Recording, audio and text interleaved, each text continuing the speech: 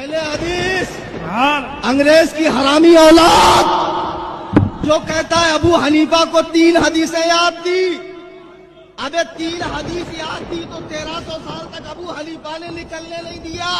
14ویں صدی میں انگریز کے دور میں نکلے. اگر ابو حنیفہ کو 4 حدیث یاد ہوتی تو قیامت تک حرامی تم پیدا ہی نہیں. ابو حنیفہ کو اگر 4 حدیثیں یاد ہوتی تو قیامت تک پیدا ہی نہیں ہوتا. جس کو 3 حدیثیں یاد تھی وہ پورا دین سکھا کر گیا. سوچو تو ذرا 12,93,000 مسائل نکالے ہیں.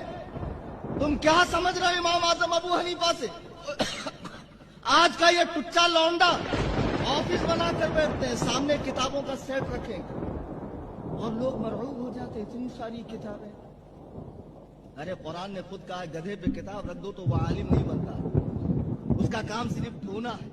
اہل حدیث انگریز کی حرامی اولاد جو کہتا ہے ابو حنیفہ کو 3 حدیثیں یاد تھی. ابے 3 حدیث یاد تھی تو 1300 سال تک ابو حنیفہ نے نکلنے نہیں دیا.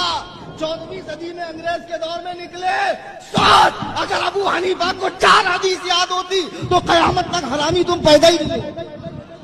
ابو حنیفہ کو اگر 4 حدیثیں یاد ہوتی تو قیامت تک پیدا ہی نہیں ہوتا. جس کو 3 حدیثیں یاد تھی وہ پورا دین سکھا کر گیا.